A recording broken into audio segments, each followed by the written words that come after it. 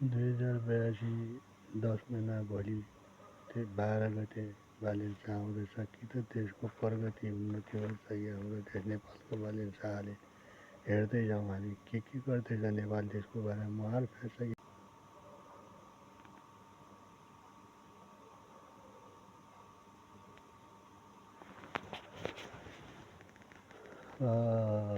मचाराम अधिकारी नेपालको ताजा खबर हेर्नुहोला 2082 11 महिना 21 गते फागुन आउँदो निर्वाचन चुनावमा हामीले धेरै ध्यान पुर्याउनुपर्छ। ध्यान नपुर्यायो भने हामी आफै चाहिँ हुनेछौँ। त्यसको लागि चाहिँ कुन नेता आउँछ रोजगारी दिलाउने होइन, नेपालीका जनताका लागि सुख दिने धेरै कुराहरू होइन, धेरै छन्। ठुल्ठुला कल कारखानाहरू भए, क्याम्पस भए, तपाईँको रोजगारी भयो, ठुल्ठुला डक्टर अस्पताल यस्ता कुराहरू दिनु पर्यो हाम्रो देश नेपालमा। किनभने चाहिँ हामीले सधैँ भारतमा गएर दुःख गर्नुपर्छ। देश विदेशमा मरेको लास नेपालमा आउँछ फिर्ता गरेर विदेशमा उहाँले चाहिँ केही हेरिनु पर्यो नेपालीको लागि। कुनै हामीलाई रिस होइन। जो नेता आयो भने हामीलाई समस्यामा नदेखाउनु, अलिकता चाहिँ हामीलाई राम्रो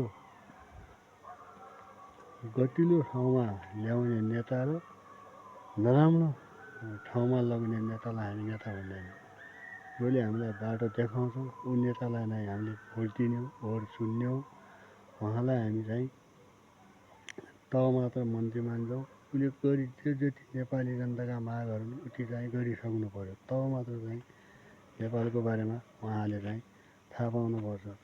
जति जोगी आयो उति जोगी कान्छी लिएर आउनु भयो भने कि देशको लागि केही मुहार फेर्ने नेता आउनु पर्यो।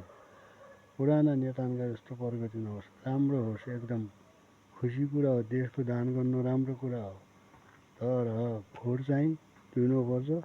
के कस्तालाई दिने र नदिने चाहिँ त्यो नेपालका जनताको हातको कुरा हो। नेताले पनि जान्नुपर्छ। यस्ता कुराहरूमा धेरै ध्यान दिनुपर्छ।